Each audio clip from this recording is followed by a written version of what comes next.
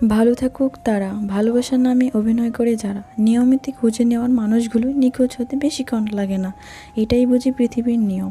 জীবনে কখনো কারো উপর খুব বেশি নির্ভর ঠিক না, কারণ অন্ধকার নিজের ছায়া নিজেকে ছেড়ে চলে যায়।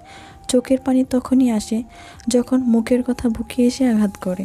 পৃথিবী বেঁচে থাকার একটি মাত্র কারণ তুমি মা। তো যাই হোক, তোমাদের সাথে আজ অনেক কথা শেয়ার করলাম।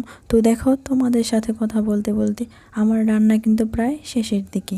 আমার আজকের রেসিপি ছিল হাঁসের মাংস, তার সাথে আবার রুটি। এই রেসিপিটা কিন্তু আমার অনেক অনেক অনেক পছন্দ।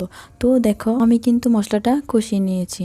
এখন আমি মাংসটা দিয়ে দিব, হালকা নাড়াচাড়া দিয়ে দিব, মাংসটা মজিয়ে নেব। ঠান্ডা শীতের আবহাওয়ার মাঝে এই হাঁসের মাংস আর চালের রুটি কিন্তু গ্রামের সাধারণ মানুষের খুবই একটা জনপ্রিয় খাবার। তো বন্ধুরা, আমি এখন রুটিটা বেলে নিচ্ছি।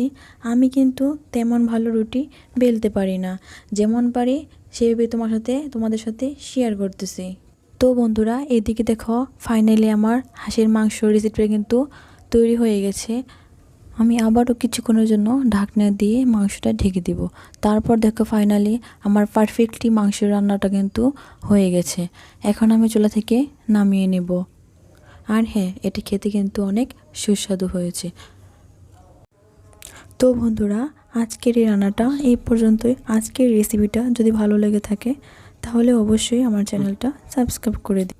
আর যারা ভিডিওটি ফেসবুক থেকে দেখেছো তারা অবশ্যই পেজটি ফলো দিয়ে রেখো। তো আজকে এই পর্যন্ত, সব ভালো থেকে সুস্থ থাকো। আল্লাহ হাফেজ।